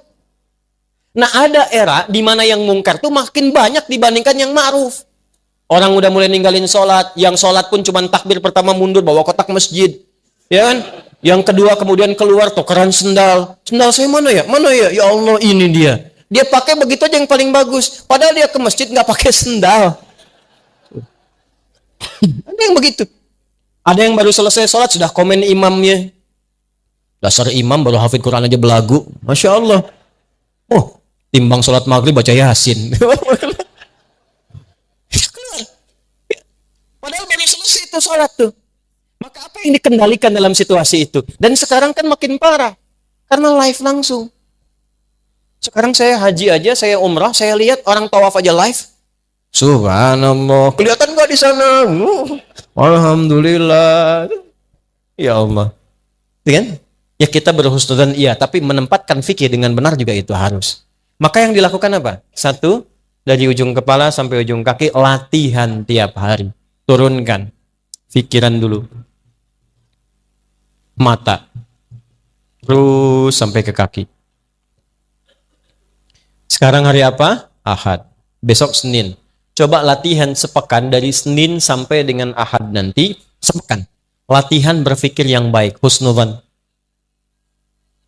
Karena era-era sekarang itu banyak suudzon. Coba antum buka berita dari apapun, diklik online, itu 85% isinya itu kemungkaran semua. Judi online begini, ada yang ditemukan pembunuhan, baru mabuk begini, di sini ada begini, di sini ada kriminalitas. 85% isinya sekarang itu hasil dari maksiat semua, media sekarang. Kalau nggak percaya silahkan cek. Dan yang paling menarik apa? Yang paling menarik, semua otak kita dicuci tanpa sadar untuk melakukan tindakan-tindakan yang salah. Akhirnya kita baru lihat komen orang saja sudah ikutan ribut di komennya orang. Padahal kita nggak ada urusan dengan masalah orang itu. Satu orang bikin status, di bawahnya komentar. Yang komen pada ribut. Padahal yang bikin status biasa-biasa saja. Satu kan? Maka apa yang dilakukan? Sepekan berlatih bagaimana husnudzan dalam kehidupan. Mulai dengan di rumah tangga dulu. Suami husnudzan kepada istri, istri husnudzan kepada suami. Ibu dan ayah husnudzan kepada anak, anak berprasangka baik kepada kedua orang tuanya. Lalu praktekkan. Jelas? Pekan keduanya, mata. Yuk latihan sepekan, atau bisa dipraktekkan berbarengan. Ini kan nggak susah, pikiran dengan mata. Maaf, ini sederhana tapi mahal. Dan pahalanya bisa jadi paling banyak di era kekinian. Sepekan, latihan memandang yang dibenarkan oleh Allah. Ayatnya Quran, kalau yang ini Quran surah 49 ayat 12, di Quran ada semua. Yang ini Quran surah ke-24 ayat 30 untuk laki-laki, 31 untuk perempuan. Latihan mata. Kullil mu'minina. Katakan pada orang-orang yang beriman Muhammad SAW, perintahkan pada mereka. Yaghuddu min absarihim. Sepanjang sudah punya iman, imannya pakai untuk memandang. Jadi orang beriman itu ciri khasnya, imannya membantu perilaku dia untuk bekerja. Iman naik ke mata, mata akan dibimbing bagaimana cara melihat berdasar imannya. Makanya kita punya standar. Apa yang harus dilihat, apa yang tidak dilihat. Maaf ya, nggak ada orang pun kalau ada iman, Anda keluar dari sini, lihat baligo besar misalnya di luar di jalan, yang terpampang misalnya ada aurat terbuka. Yang tidak layak dilihat. Yang tak layak dilihat itu aurat manusia. Kalau aurat hewan memang terbuka. Ya, ada iklan tentang kuda nggak pakai baju, itu mah silahkan aja mau dilihat juga, nggak ada masalah. Tapi manusia terbuka busana, ya. Sekarang kan repotnya begini, iklan shampoo itu yang dilihat shampoo-nya apa orangnya? Iklan mobil itu yang mau dilihat itu di dealer, mobilnya atau orang yang menjaganya? Ya, yuk bapak-bapak tuh. Nah, sekarang pandangan jaga. Begitu antum keluar, ada yang tidak dibenarkan oleh imannya, palingkan. Kalau imannya makin kuat, itu bersamaan dengan dia palingkan istighfar keluar. Itu Quran surah ketiga ayat 133. Begitu keluar dari sini, ada balik misalnya, maaf sekali, oh ini nggak benar kata imannya, palingkan. Begitu dia palingkan, keluar istighfar, astagfirullah. Itu begitu istighfar, bukan sekedar dijaga dari salah, pahala diturunkan. Berpahala. Tapi maaf ya, maaf. Tidak ada yang lambat, dua-duanya cepat. Jadi antara istighfar dengan memalingkan cepat. Jadi bukan istighfarnya cepat, matanya nggak berpaling. Astagfirullah. Nggak benar nih kata Pak Al-Farani, astagfirullah. Salah ini. Salah tapi dilihat terus tuh. Nanti dipalingkan. Nanti kalau sudah dilatih, mata kita akan peka pada yang baik-baik saja. Lihat proyek yang tidak baik, langsung dipalingkan. Keluar dari sini bukan alas kaki Anda, otomatis kata imannya bukan punya kamu, palingkan. Tapi kalau iman bermasalah, sakit, atau iman kosong, ya, bisikannya lain nanti. Makin lemah imannya, makin kreatif setannya. Awas, hati-hati. Astagfirullah, bukan punya saya yang ini. Yang itu tuh yang lebih bagus lagi, ambil yang itu tuh.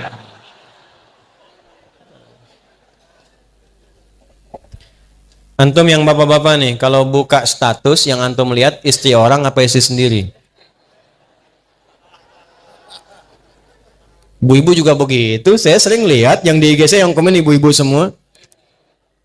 Masya Allah ya Ustaz. Masya Allah. Ibu kalau komen ke status saya halus banget deh, ke suaminya gimana tuh? Oh, Mas Bu, saya ini suami orang.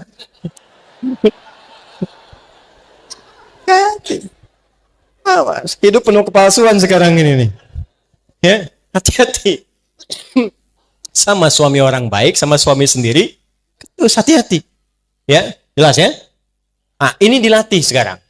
Dari mata turun ke, oh jangan langsung ke hati aja, Bu. Ke lisan dulu.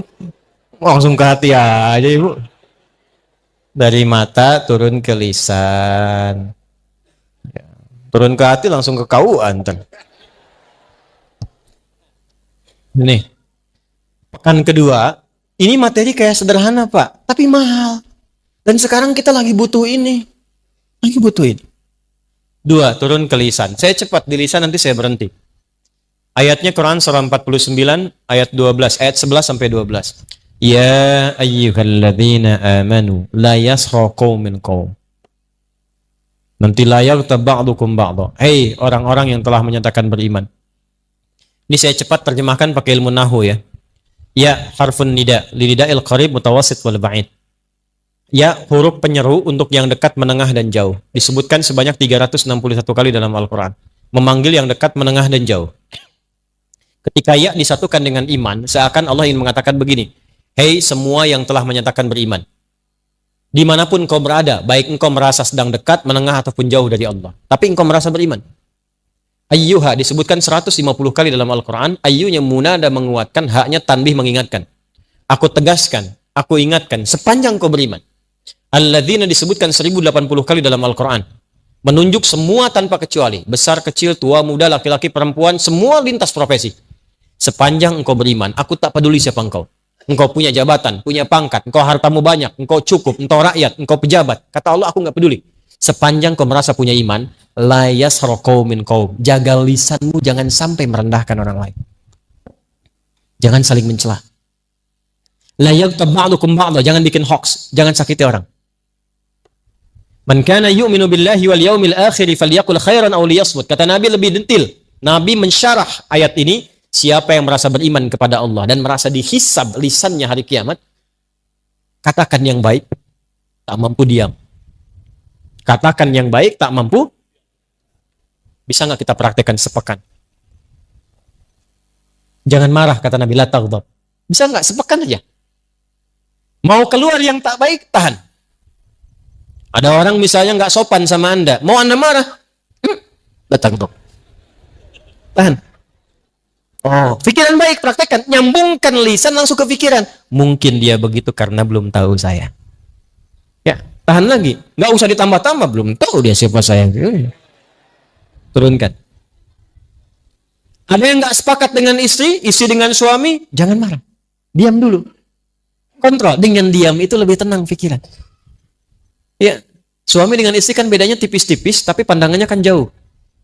Ya kan? Istri mau datang aja udah pakai seragam tuh. Kadang-kadang nunjukin lu ke suami. Apa yang bagus mana ya kajian Ustaz Adi? Pakai bajunya yang hitam atau yang putih? Kata suami bagus hitam deh mah. Ah kayaknya putih deh Pak. Dia nanya tapi udah punya pilihan. Masih untung kalau dipakai, begitu keluar hijau. Tahan. Itu lisan. Kita bisa tata itu sepekan saja, berubah kita. Kalau nggak percaya silakan, demi Allah, pikiran, lisan, kemudian maaf, pikiran, mata, lisan, telinga, di atas kepala aja di sini dulu nih. Kita perbaiki selama sepekan, demi Allah, cek sepekan berikutnya, antum akan menjadi pribadi yang berubah dari sebelumnya. Itu cuma mengamalkan beberapa ayat aja. Jaga deh, cuma sepekan amalkan ayat ini, ayat mata, ayat telinga, ayat lisan, amalkan selama sepekan. Lihat perubahan yang terjadi hari ini sampai sepekan ke depan. Perhatikan bagaimana Al-Quran merubah kita menjadi pribadi yang lebih baik. Wa'tasimu bihablillahi, hablillah di sana Quran. Sebelum disatukan oleh Allah, Allah merubah dulu setiap pribadi jadi baik dulu. Karena kalau disatukan dalam keadaan yang kurang baik, bahaya juga. Baik dulu setiap hari, satu sampai ke ujung kaki. Nah, sekarang saya kasih rumus cepat. Saya berikan amalan dari Al-Quran dan hadis. Satu amalan yang kalau dikerjakan secara cepat akan merubah kita jadi lebih baik. Nah, kalau mau catat boleh. Amalannya asyam. Apa amalannya? Bukan asyab, asyam. Ya. Artinya puasa. Apa? Puasa satu-satunya amalan yang disiapkan untuk menambah amal soleh saat yang bersamaan mengikis amal salah. Itu cuma puasa. Anda kalau nggak percaya, besok Senin puasa tuh. Niatkan untuk mencintai Rasulullah. Karena beliau ketika ditanya, kenapa engkau puasa hari Senin? Kata Nabi, kama qala hadza yauma wulidtu. Ini hari saya dilahirkan. Niatkan puasa Senin untuk mencintai Rasulullah sallallahu alaihi wasallam. Ini juga dalil bahwa saat hari ulang tahun boleh puasa untuk mengevaluasi diri. Saya kembalikan.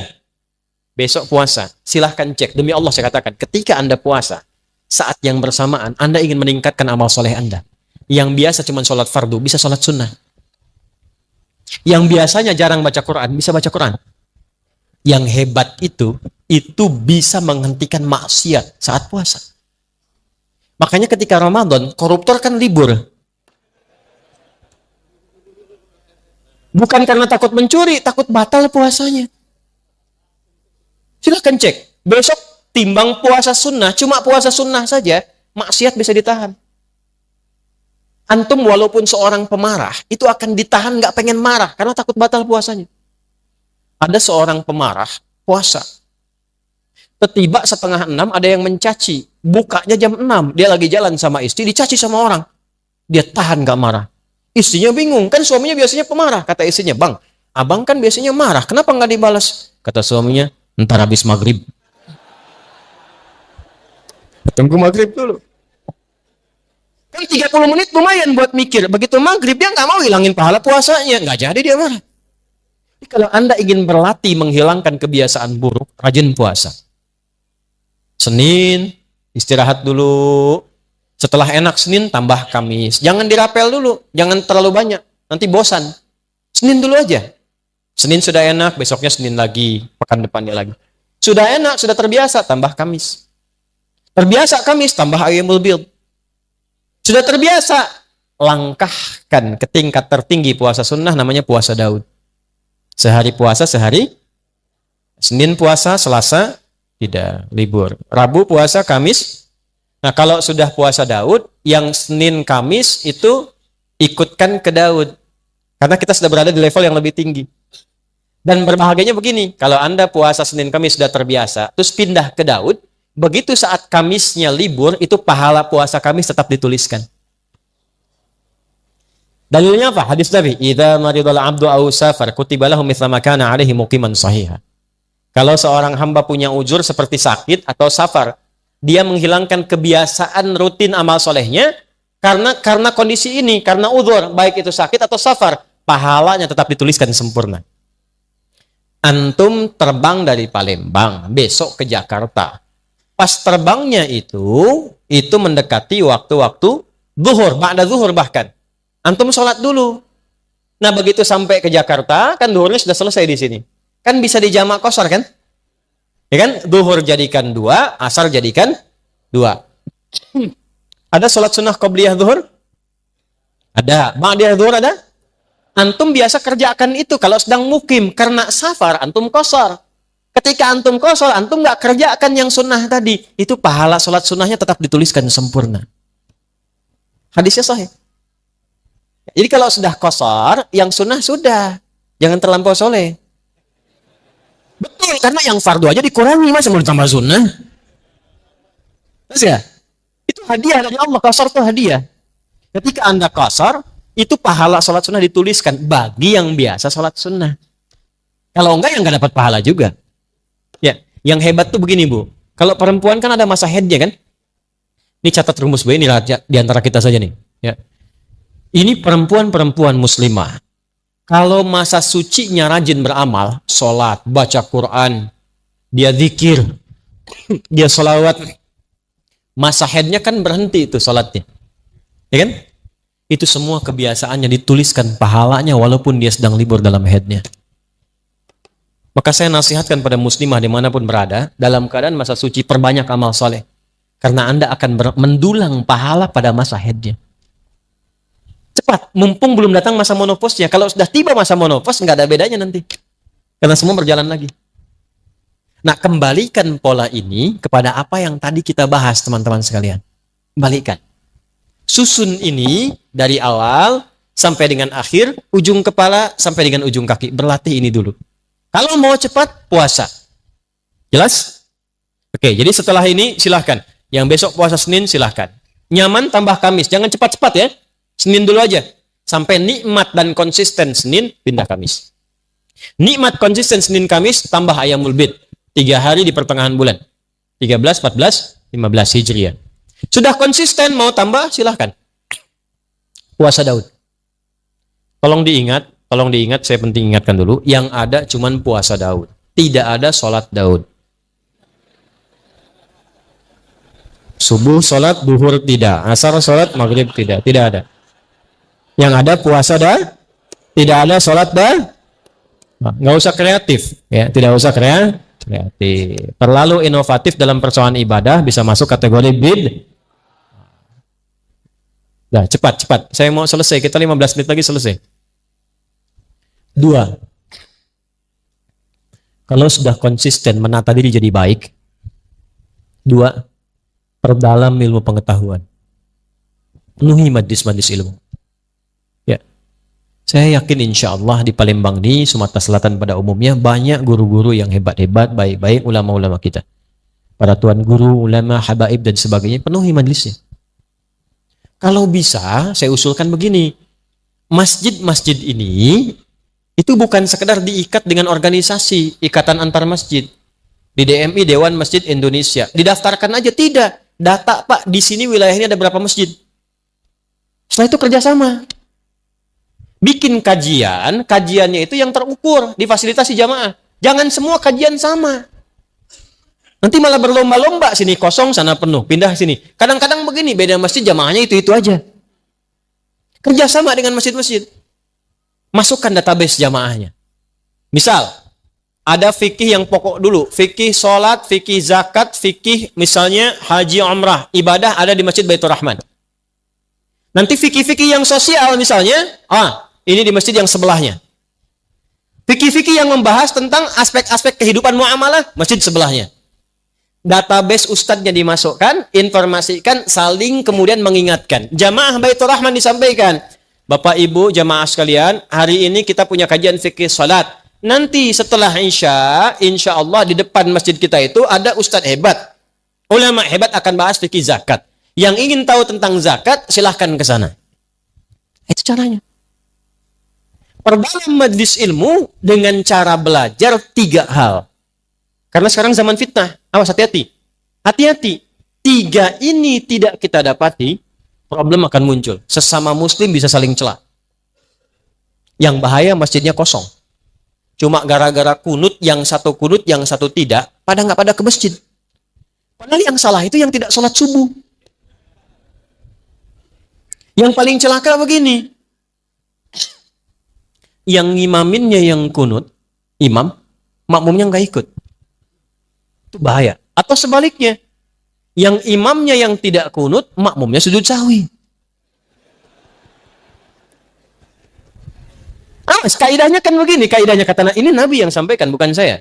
Innama ju'ilal imamu liyutamma bihi, fa qira'atul imam qira'atul ma'mum. Imam itu dijadikan kata Nabi supaya diikuti.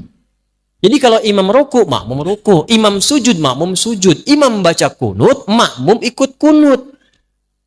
Syekh Ibnu Shalih Al-Utsaimin itu mufti. Ilmunya luar biasa, mazhabnya Hambali. Beliau nggak kunut yang subuh. Tapi apa fatwanya? Kata Syekh Utsaimin, kata beliau, fatwanya, jika ada imamnya kunut, maka makmum yang tak sama paham kunutun mengaminkan di belakangnya. Allahumma hdina fi man hadait, amin. Wa'afina fi man afait, amin. Bukan sebaliknya. Allahumma hdina fi man hadait, bid'ah. Kejadian nggak sekarang? Nah, saat terjadi yang seperti itu, maka apa yang dilakukan?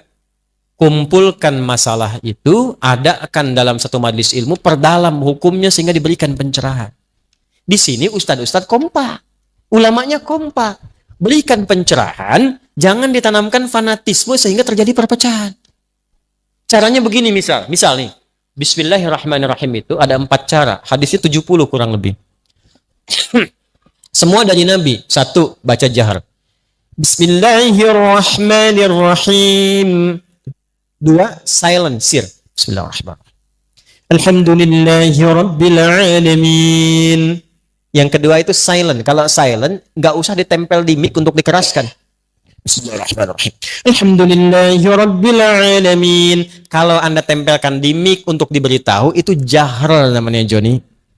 Jahr. Silent cukup kita sendiri yang dengar. 3, tidak dibaca sama sekali, langsung hamdalah. Alhamdulillahi Rabbil Alamin. Ar-Rahmanir-Rahim. Maliki Yaumiddin. 4, dibaca rakaat pertama jahr dari Abu Hurairah hadisnya. Rakaat kedua nggak dibaca sama sekali. Jadi kalau subuh rakaat pertama jahr.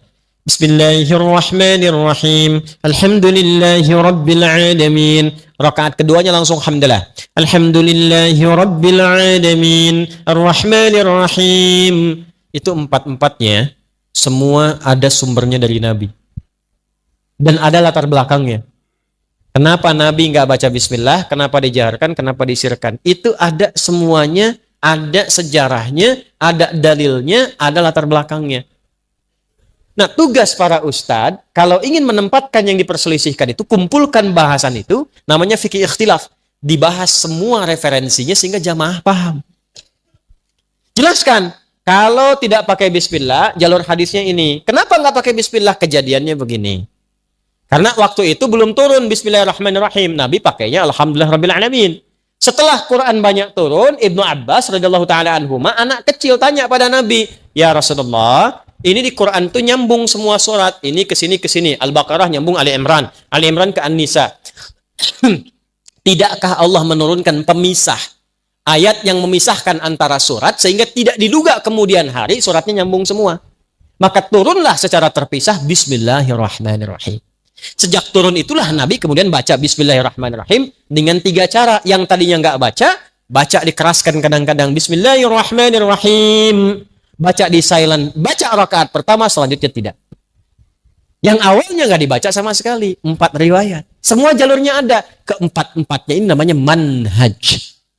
At-tariqul wadih, jalan yang tersambung pada Nabi, cara baca bismillah.